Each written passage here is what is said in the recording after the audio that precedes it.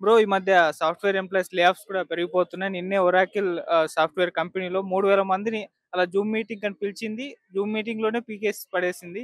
So, అది ఇప్పుడు దేశవ్యాప్తం కూడా వైరల్ అయిపోతుంది ఆ న్యూస్. అంటే ఎందుకు ఈ మధ్య లే ఆఫ్స్ పెరిగిపోతున్నాయి? మరి దీనికి కారణాలేంటి? వరాకిల్‌లోనా 3000 మందా? సాయిరాం.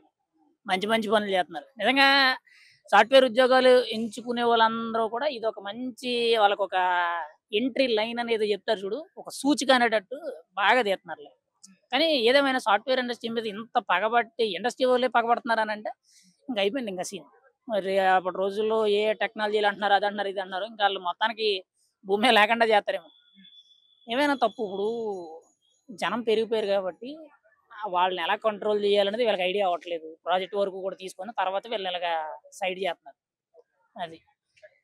మున్ముందంటే ఏఐ పెరిగితే అసలు మనుషుల పని అవసరం ఉండదా? సాఫ్ట్‌వేర్ కంపెనీలో అవసరం ఉంటుందా? సాఫ్ట్‌వేర్ పరంగా అయితే ఉండదు. కానీ మిగతా ఇండస్ట్రీస్‌ని అయితే రీప్లేస్ చేయాలి. ఇప్పుడు ఏఐ అనేది ఖచ్చితంగా మనిషికి పోటీ ఇత్తది. కాదనలే. కానీ సాఫ్ట్‌వేర్ ఇండస్ట్రీకి ఇచ్చినంత పోటీ మిగతా దాంట్లో ఇవ్వలేదు. ఇప్పుడు ఇప్పుడు ఎడిటింగ్స్ ఉన్నాయి. మీరు వీడియోలు అవన్నీ చూస్తున్నారు కదా! ఆటిలో ఏఐ అంత నేచురాలిటీ అనేది రావట్ల. మీకు తెలిసిపోతా ఉంటది. ఒరిజినల్ ఏది, ఏ వీడియో ఏదనేది. కానీ సాఫ్ట్‌వేర్ ఇండస్ట్రీ ఏంటంటే మొత్తం కోడింగ్ ఆటోమేటిక్‌గా జరిగే మొత్తం ఇంటర్నల్ ప్రోగ్రామ్ కాబట్టి దానికి ఖచ్చితంగా వాళ్ళకి పోటీ ఇవ్వగలుగుద్ది. ఆల్రెడీ ఇచ్చింది కాబట్టి ఇప్పుడు ఈ దరిద్రాలన్నీ కూడా వీళ్ళకి చుట్టుకున్నాయి. ఏదేమైనా గాని వీళ్ళు అత్యాశకు వెళ్లారు. ఈరోజు బలైపోతున్నారు. సాఫ్ట్‌వేర్ ఇండస్ట్రీ అనేది పడిపోయిందబ్బా! ఇంకా కూడా వాడు చెప్పాడు, వీడు చెప్పాడని చెప్పి అమీర్‌పేట ఈ సెంటర్‌లో తిరిగి ఇవన్నీ కూడా అనవసరమైన పంచాయతీలు. కొత్త స్కిల్ నేర్చుకో. ఖచ్చితంగా నా వరకు నేను మొదటగా చెప్పే సజెషన్ ఏంటంటే స్టాక్ మార్కెట్ నేర్చుకో. అదొక్కటి సరిపోద్ది మీకు. స్టాక్ మార్కెట్ కూడా ఏదో ఎవడో కాల్ ఇచ్చాడనో, ఎవడో ఏదో చెప్పాడని చెప్పి పెట్టడం మానేసి, ఒక 6 నెలలు పెట్టుబడి పెట్టుకొని, కోచింగ్ తీసుకొని, నేర్చుకొని, దాని మీద ఒక 1 ఇయర్ పాటు స్టడీ చేసి ముందుకెళ్తే, రేపటి రోజుల్లో మీరు ఇంట్లో కూర్చొని సంపాదించగలుగుతారు. మీ పిల్లల ఫ్యూచర్ జనరేషన్ కూడా అదే డిసైడ్ చేస్తది. వాళ్ళు కూడా రేపొద్దున్న ఉద్యోగాలనో, వ్యాపారాలనో, ఇంకోటనో బయట తిరగవసరలా, ఎవరిని అడుక్కోవసరలా.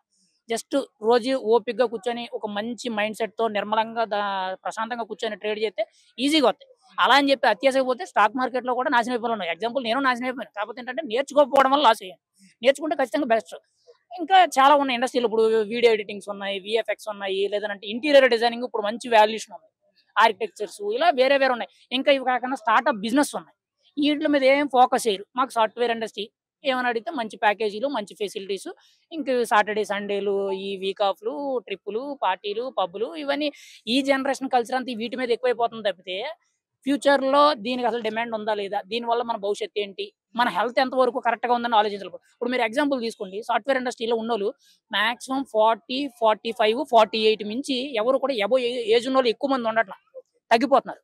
ఎందుకు? హెల్త్ అనేది అక్కడికే కూడా వాళ్ళకి క్షీణించిపోతుంది. ఎందుకంటే మన మిషన్‌లో పెట్టి బత్తాయి జ్యూస్ తీసినట్టు ఈ ఈ 10 ఇయర్స్, 15 ఇయర్స్ ఈళ్ళ ఫీల్డ్‌లో 25కి జాబ్ వచ్చిందనంటే ఓ 15 ఇయర్స్ చేసుకుంటే 40 అవుద్ది కదా! 40 వచ్చేటప్పటికి వీళ్ళకి మొత్తం రసం పిండేస్తున్నారు. పిండేసేటప్పటికి అప్పటికి వీళ్ళకి పొట్ట, బట్ట మొత్తం అన్నీ పోయి ఓ రకంగా హెల్త్ ఇబ్బందులు రావడం, ఫ్యామిలీ ప్రాబ్లమ్స్ రావడం ఇటువంటి దరిద్రాలన్నీ అవుతున్నాయి.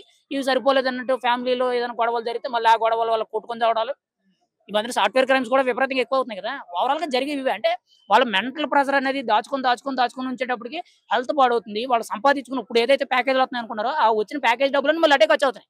ఓవరాల్‌గా ఒక 40, 45 ఏజ్ వరకు వాళ్ళు నిలకడగా ఉండగలుగుతున్నారు తప్పితే లేదు. పోనీ గవర్నమెంట్ జాబ్స్ గురించి, సెంట్రల్ గవర్నమెంట్ జాబ్స్ గురించయితే వాటి గురించి కూడా వాళ్ళు ఎదరికెళ్తారు. Only software industry.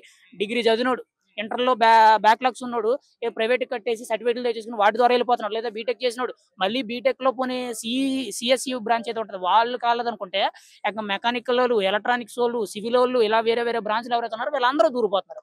అంటే సాఫ్ట్‌వేర్ ఇండస్ట్రీకి ప్రతి ఒక్కడికి కూడా అత్తగారింటికొచ్చిన దొడ్డిదారిలాగా ఉంది. అందువల్ల ఇన్ని లే ఆఫ్‌లు వస్తున్నాయి. ఇప్పుడు ఒరాకిల్‌లో తీసేసాడనంటే ఇప్పుడు ఇవేం కొత్తేం కాదు. మొన్న ఇన్ఫోసిస్‌లోనో, విప్రోలోనో తీసేసారన్నారు. అంతకుముందు తీసేసారు. అది. ఎన్నొచ్చినా గాని ప్రయోజనం ఏముంది? ఇప్పుడు ఇందులో తీసేసేవాళ్ళు ఎక్కువ, టాలెంట్ లేనోళ్ళున్నారు. ఆ టాలెంట్ లేనోళ్ళు కాబట్టి బలైపోతున్నారు. దానికి మనం ఏం చేయలేం కదా! టాలెంట్ ఉన్నోళ్ళకి ఖచ్చితంగా వాళ్ళు జీతం ఏదైతే తీసుకుంటారో అంటే ఇప్పుడు 10,000 తీసుకొని, 1,00,000 తీసుకొని, 10,00,000 తీసుకొని వాళ్ళు తీసుకున్న జీతానికి ఖచ్చితంగా వీడు కంపెనీకి న్యాయంగా పనిచేస్తున్నాడు, నమ్మకంగా ఉండగలుగుతున్నారు అనుకున్నోళ్ళు ఉంచుతారు. వీడు వేస్ట్ గాడు, వీడి వల్ల మనకు పని లేదు, వీడెళ్ళిపోయినా మనకి ఈ పని అయిపోతుంది అనుకున్నోడు పక్కకి గెంటేస్తారు. అందులో డౌటే లేదు. ఇప్పుడు జరిగిందదే. అది ఇండస్ట్రీ అంతా కూడా పడిపోవడానికి కారణం ఏంటంటే 100 మందుంటే 70 మంది అటు పోతున్నారు. మిగతా 30 మంది ఎలా ఉన్నారంటే వేరే ఫీల్డ్‌లో తిరుగుతున్నారు. అర్థమైందా? ఒక్క ఫీల్డ్ మీద 70 మంది పడిపోతే ఉన్న ఒక్క పోస్ట్ 70 మంది కాంపిటీషన్ అవుతే ఎలా ఉంటది? మిగతా 30 మంది కూడా అడపా ఉంటున్నారు. లేదనంటే చేత కాకపోతే కూలి పనులు చేసుకోవడమో, లేకపోతే ఎవరి దగ్గర ఏదో 10,000కో, 15,000కో ఏదో చేసుకోవడమో, లేదనంటే ఏదో కొంచెం ధైర్యం చేసి ఫ్యామిలీ సపోర్ట్‌తోనో, ఎవరి సపోర్ట్‌తోనో రోడ్ సైడ్ బిజినెస్ పెట్టుకోవడం. కానీ నేను ఓపెన్‌గా చెప్పదలుచుకుంటుందంటే ఈ రోజుల్లో మీరు సక్సెస్ అవ్వాలంటే ఖచ్చితంగా బిజినెస్ లేదా స్టాక్ మార్కెట్ మీద పూర్తిగా అనలైజ్ చేసి కోర్స్ నేర్చుకొని దాని మీద పూర్తి అవగాహన వచ్చిన తర్వాత పెట్టుబడి పెట్టడం అలాంటివి చేయాలి. లేదు అసలు వీటి జోలికే పోమనంటే ఇంకో కొత్త కోర్సులు తీసుకోండి.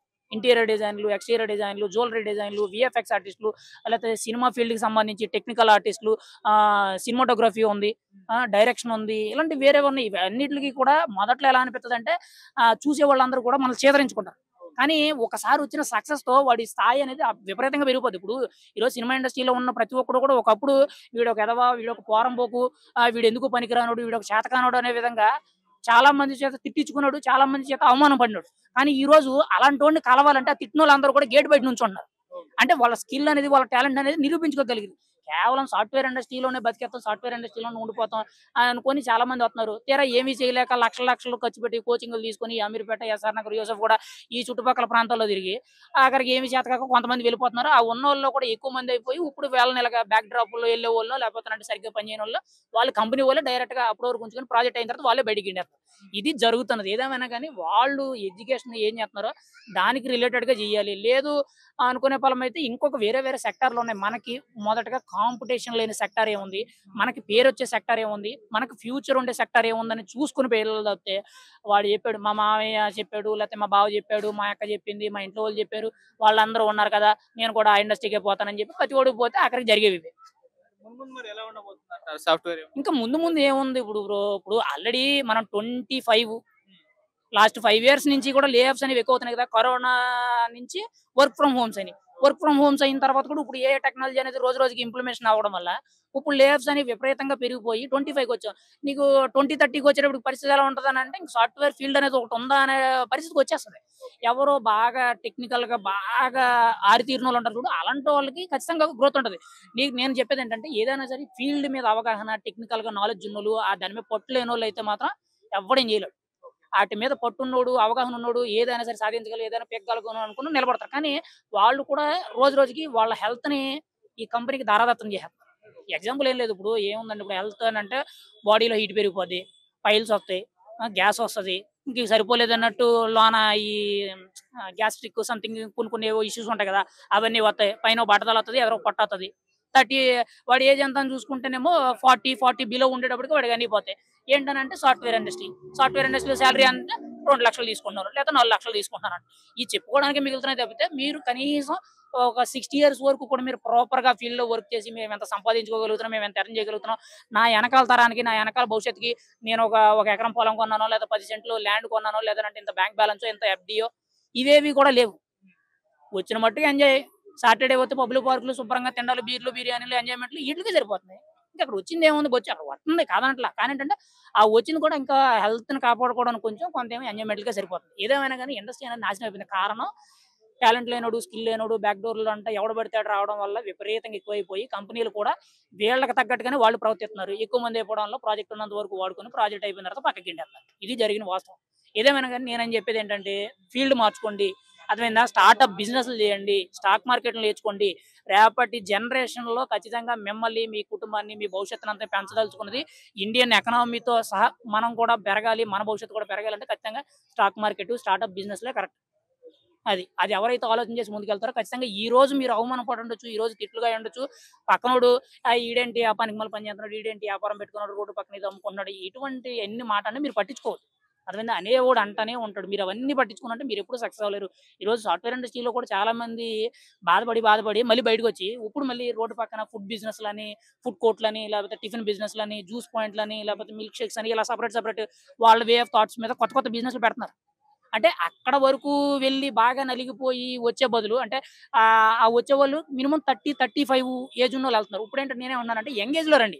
అంటే 20, 25, 28 లోపే ఈ స్టార్టప్ బిజినెస్‌లోకొచ్చి మీ సత్తా ఏంటో నిరూపించండి.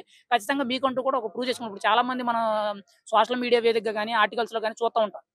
పలానా ఒక అమ్మాయో, ఒక అబ్బాయో ఇలా స్టార్టప్ బిజినెస్ పెట్టారు. ఏకంగా మొదట్లో ఏమీ రాలేదు. కానీ ఈరోజు ఇయర్‌లీ 2,00,00,000 టర్నోవర్ చేస్తుంది, 10,00,00,000 టర్నోవర్ చేస్తుంది, 15,00,00,000 టర్నోవర్ చేస్తుందని చెప్పి కొన్ని వార్తలు వింటూ ఉంటాం.